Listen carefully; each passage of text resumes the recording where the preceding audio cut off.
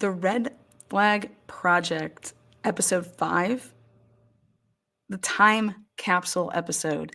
Every 5th episode will be a time capsule episode.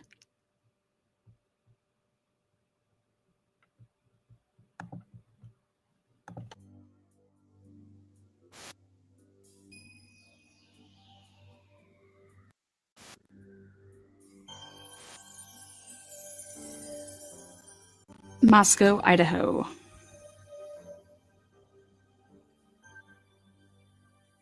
What is a person of interest? Always the closest people to a victim become a person of interest, and they do so for many reasons. Moscow, Idaho, home to the University of Idaho.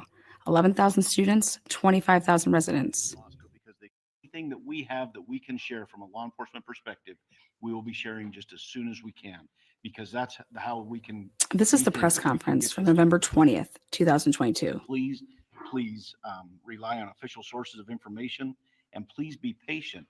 I understand that everybody wishes that this was solved already, but these things take time. It takes time to work through. You heard the stats of all the tips and everything, the interviews and everything that's been done.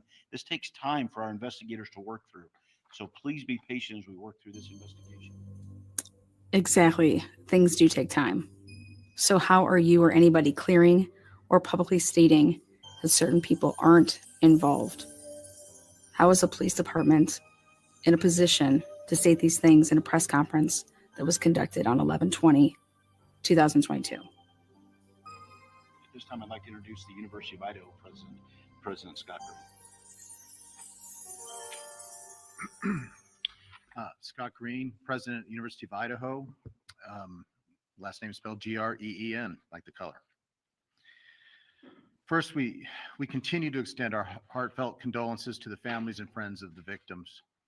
As stated earlier, we want justice and appreciate the increased resources from the Idaho State Police and FBI that have been brought to bear on this crime. We fully appreciate and share the frustration of our students, employees, parents, and community members who continue to push for answers. While we wait for answers in the investigation, we've ramped up our security safety practices and are listening to students and supporting them in any way possible.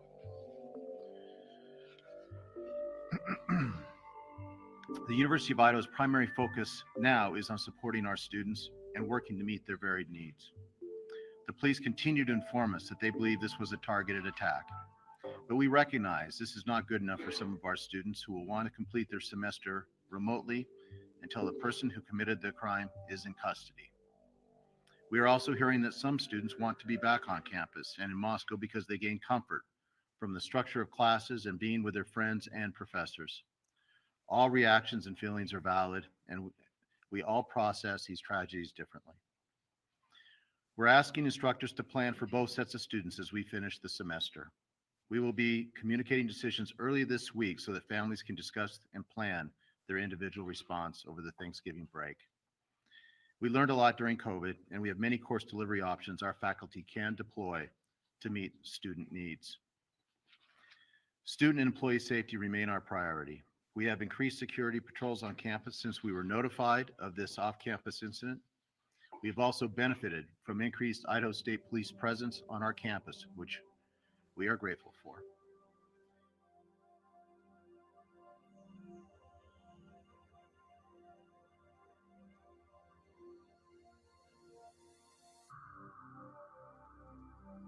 Good afternoon. I'm Ted Williams, Fox News. You all have said that these killings are targeted. Can you share with us why you believe they are targeted killings? And do you know who, if any, of the victims were the actual targets of the killings? As we stated earlier in the previous press release or press conference, we believe they're targeted because we take a totality of all the circumstances that we're looking at. Do we know any one person that it was targeted? We're not yet able to say at this point in time due to our investigation, but we still believe that. But we, like I said, we take a totality of everything. Exactly. You take a totality, and you did not have that on 11/20 2022. Next up, same presser, 11/20/2022. This was a very vague question, but she hits home on some very good points. Hi, Christina Corbin with Fox News. The male subject whom the women called, has he been ruled out as a suspect or person of interest? Everything that we have taken from those calls, we have followed up on, we've cleared, and we believe that there's no connection there.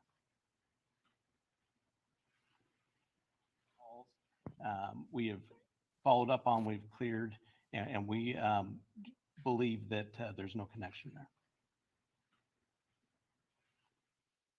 We have followed up on, we've cleared, and we believe that there's no connection there.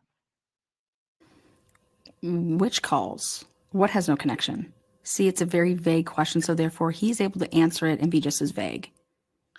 You know, what about text messages, Snapchat, Facebook Messenger app? There's other social applications. So again, a very vague question, very vague answer. The presser, though, however, right here turns to complete chaos. But listen closely to what questions make that all happen. What question makes it? Gotti Schwartz, NBC News. Just following up on the 911 call, you said that you don't believe that's the killer. Can you conclusively rule out the person that called 911 from inside the home as a suspect in this case? Can you go ahead and just ask that one more time, please? The person that was inside the home that called 911 that was not one of the roommates. Can you conclusively rule that person out as a suspect at this point? I don't think I said that it wasn't one of the roommates. I said that it was used with the roommate's phone. I believe somebody asked if that was the killer, and you said no. No, that's correct. Was there someone there other than the two roommates who police responded?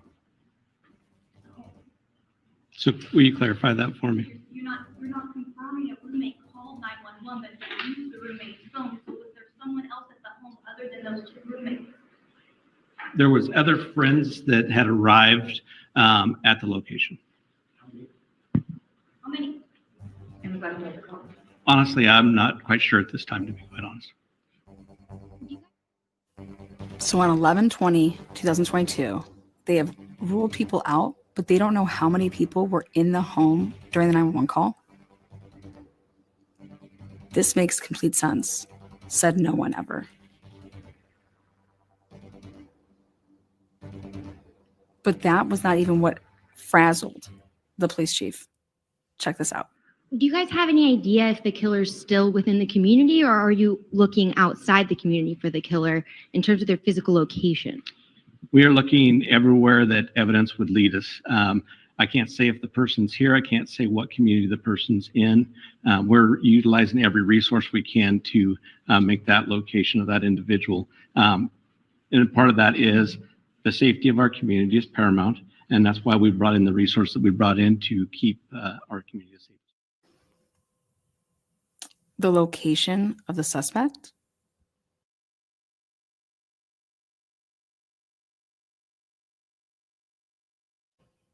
The way that the police chief is speaking right here, it's almost like they are trying to find someone. They're trying to locate someone. The only way you could, quote unquote, rule someone out and speak that way, these officers that did this presser, you have to have the evidence that leads to a different person of interest because of the evidence that you have. That's how you'd be ruling people out. Do you guys have any idea if the killer's still within the community, or are you looking outside the community for the killer in terms of their physical location? We are looking everywhere that evidence would lead us. I can't say if the person's here. I can't say what community the person's in. We're utilizing every resource we can to make that location of that individual. And part of that is the safety of our community is paramount. And that's why we brought in the resource that we brought in to keep our community safe. Again, listen one more time. This is all about the location of somebody. Do you guys have any idea if the killer's still within the community, or are you looking outside the community for the killer in terms of their physical location? We are In looking terms of their everywhere that physical evidence would lead us. location. I can't say if the person's here. I can't say what community the person's in. We're utilizing can't say every where this resource we person can is. to As make in, that you can't location of that find this individual. person of interest? And Did part they of that is flee? the safety of our community is paramount. And that's why we brought in the resource that we brought in to keep our community. Brought in the resources that we did because of their location. So who really did law enforcement clear on 11/20/2022? Jack D. That's who, the long-term boyfriend of Kaylee. John Jack Showalter, what about him? You know, the hoodie guy? Was his location Moscow, Idaho at the time of the murders? You know, he was lurking around prior to the two girls being murdered. Can you give us his geolocation around 3 a.m. that night? The food truck video legit surfaces, and within a day, law enforcement says that that guy is not Jack D, and that he was just a friend making sure that the girls got home safe. How did law enforcement come to this conclusion? Where did they get this information from? Did he, Jack Showalter, come forward like Richard Allen right away and say that he saw the two victims that night? When and where did law enforcement talk to John Jack Showalter to obtain this information? I believe this attack was done by one perpetrator, and if so, how does one individual kill 4 people at night and not wake up the other 2 roommates? Our investigation will continue to look at all avenues of that investigation. I cannot disclose any of that information. I don't even know that information at this point in time, and that's why we're continuing to investigate. You don't know how this happened without the other 2 roommates hearing it or waking up or noticing? We do not. One more question. They do not know, they do not know, they do not know. But they know the food truck guy is not a person of interest because he was just being a great guy that night, remember? Sure he was.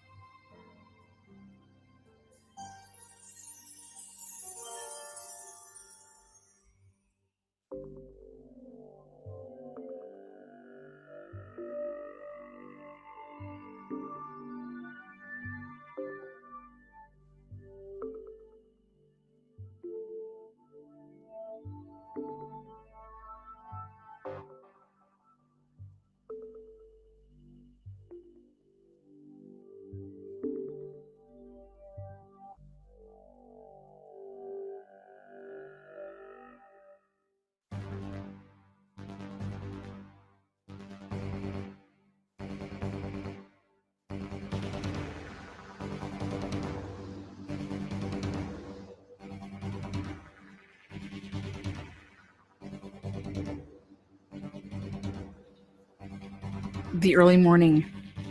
Kaylee was hunted that night and many nights before, but on that night, it ended differently for her. But why? What happened? Why was that night different? This is Truth and Transparency, a home team's production. Remember that everyone is innocent until proven guilty. Until next time, be kind to one another.